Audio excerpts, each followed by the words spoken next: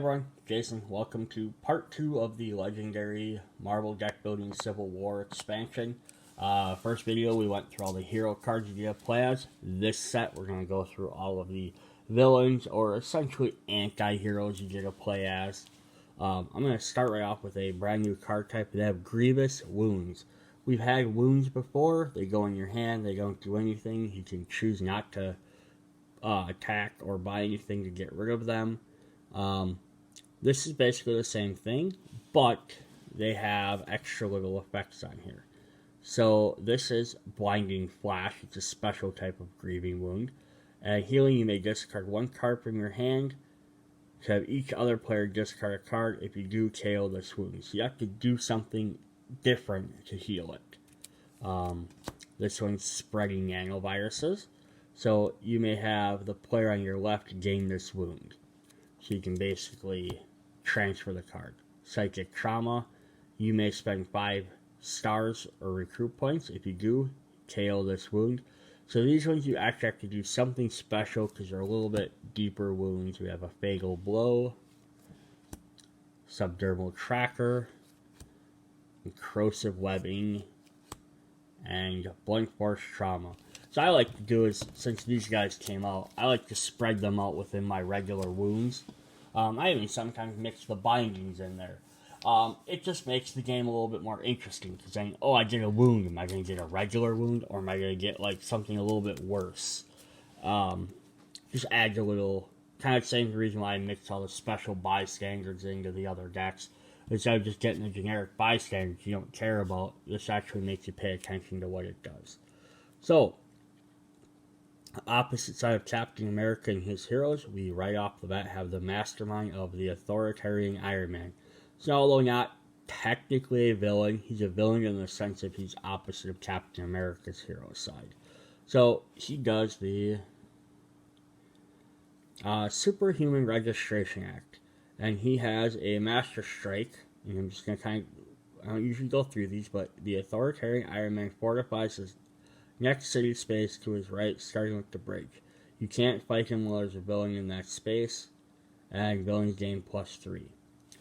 What the Fortify ability does is every time there's a Fortify on a villain card, they will say a particular area, deck of cards, something that they go next to.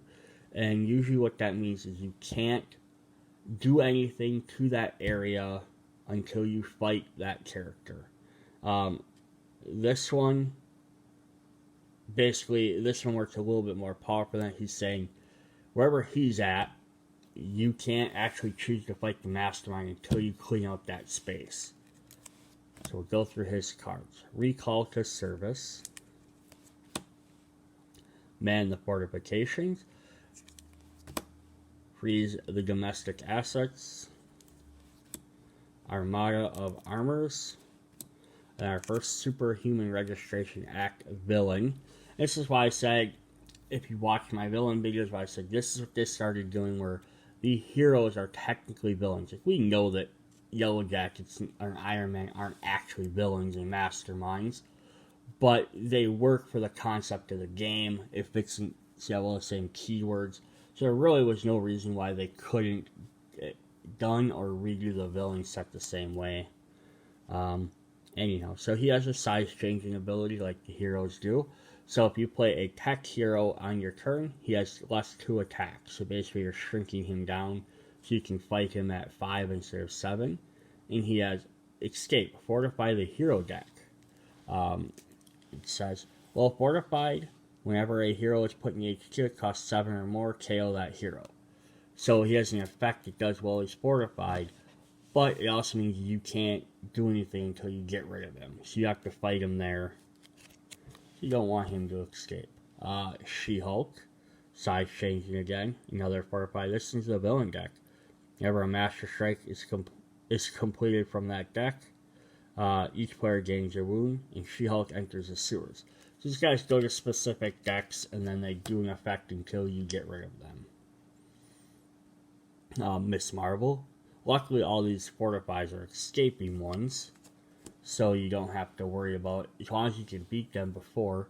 But then we get Iron Spider, fortified your deck. So as soon as you play him, he fortifies your deck.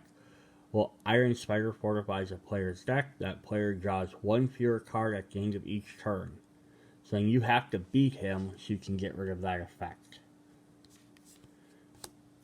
Our next mastermind is Baron Helmet Zemo. We did have Heinrich Zemo in the Captain America set. This is his son, the more modern Baron Zemo, who's going to lead the Thunderbolts. He'd be like, well, isn't he normally a villain? Yeah, the Thunderbolts were villains. They were pretending to be heroes that kind of became heroes. It's a long thing. Revenge for My Father. Endless Minions. And then he actually leads... Oh, he leads the Thunderbolts. I don't know why the Thunderbolts weren't next in list. Here we are. We have more cards from him. Cursed Dynasty. And Blasted Henchman. He's cost 16. So, I mean, he's nothing to sneeze at. So we have the Thunderbird. Or Thunderbirds. The Thunderbolts. Songbird. Radioactive Man. Mach 4. And the Fixer. So then, up next, we have Misty Knight. You might recognize from the Netflix series. She runs the Heroes for Hire, and she has Bribe, much like Kingpin did in the Dark City expansion, which means you can pay any combination of attack or recruit points to fight her. So she has 14, but at least it's a little bit more generous. She has a Vibranium Cyber Arm, Trusted Bodyguard, Cyborg Detective, and Bionic Repulsor Field. The Heroes for Hire are Tarantula, who's not a more common one, but again, this is a neat way for them to get some of these characters in. Shang-Chi, who's just a Kung Fu master. Humbug. And Colleen Wing. I know most people are like, well, where's Luke Cage? Where's Iron Fist? They didn't put him with the Heroes for Hire because they're in one of the other sets in here. So this one says, escape fortified the Mastermind. Well, it's fortified, the Mastermind cannot be fought. So basically, she protects Colleen. Protects Misty. You have to beat her. If she escapes, you'd have to beat her anyhow to be able to fight the Mastermind. Our next one is Ragnarok, who is the robotic Thor clone, who leads the Registration Enforcers. Master Strike. Each player says 0 or not 0. Then the player discards each card with that cost. So that's pretty devastating. Unnatural Storm Clouds. Hammer Goliath, which is reference to him. He killed the character Goliath in the Civil War, which made a big impact change on some of the characters. God of Cyborg Thunder. Electrical Charge. The Registration Enforcers are Captain Marvel, the male version. Deadpool, the Spider-Man hat, cap, shield, entities rescuing attacked. Blade. And Micromax, who's a size changer.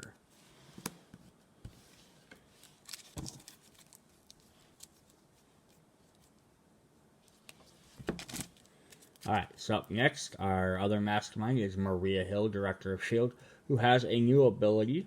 She, first of all, leads the S.H.I.E.L.D. Elite.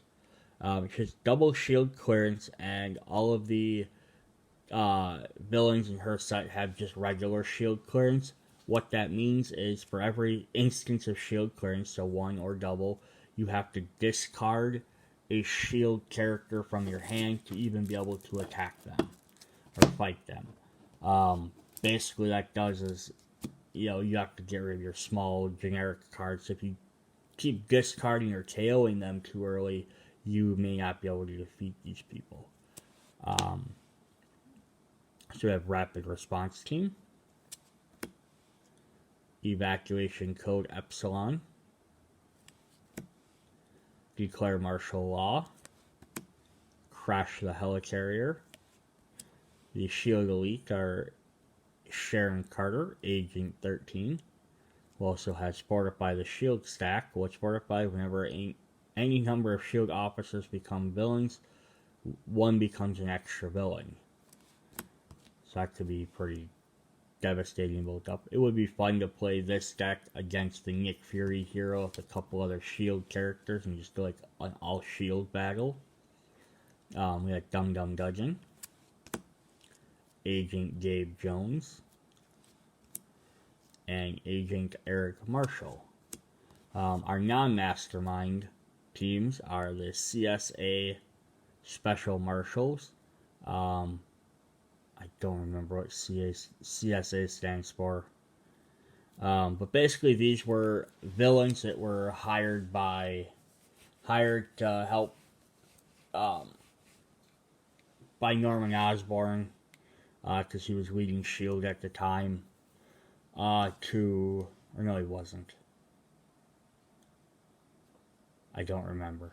Don't count me on that. But they were basically hired they could help capture villains as well, or the anti-registration heroes. So we have Venom, with size changing. We have Penance. So this is Speedball's form after he basically becomes a bad guy for a while. Moonstone, so there's another Thunderbolt. And Bullseye. Then we have the Great Lakes Avengers, who are kind of like a gimmicky team that came out. They're still around. And then for a while they became the Great Lake Avengers when they found out or Great Lake X-Men when they found out they're all mutants. Lots of people know who Squirrel Girl is. We have Mr. Immortal, Flatman, and Big Bertha. Then we also have our two different henchmen. We have Tape Killers, who also have shield clearance. And then the Mandroids, which are kind of like Iron Man, like mass-produced armors. Not as good as Iron Man's, but... And then we have our schemes. The Epic Superhero Civil War. United States split by Civil War. And then this one actually has some neat things. If a villain was on a street or bridge, put a twist on a stack of Western state victories. Otherwise, if there's a villain in the sewers, put the stack on the Eastern states victories. When there are 3 Western or 3 victories, evil wins. It's kind of an odd thing. Reveal the hero's secret identities. Predict future crimes. Nitro, the supervillain, threatens crowds. Imprison unregistered superhumans. And the Dark Reign of Hammer Officers. And then finally we have the last one, which is Avengers vs. X-Men. This one has 9 twists. Hero deck has 3 heroes. 1 team of 3 heroes of one team and 3 heroes of another. So you have Avengers, X-Men, Spider-Man, and Marvel Knights, etc. So you make 2 separate, instead of having 5 heroes out, you actually have 6, but there's 2 separate ones. Then twists 1 through 7. Each player reveals their hand. And then each player reveals a card that has both those teams, gains a wound. So basically, you have one deck that's 3 Avenger characters, one deck that's 3 X-Men characters. You have the option of buying cards from both. But if you only have one, you basically take more damage. It's just kind of a neat little, twist scheme. So that was the Legendary Civil War villains, anti-heroes, anti-registration, or no, pro-registration, sorry. See you guys later. Bye.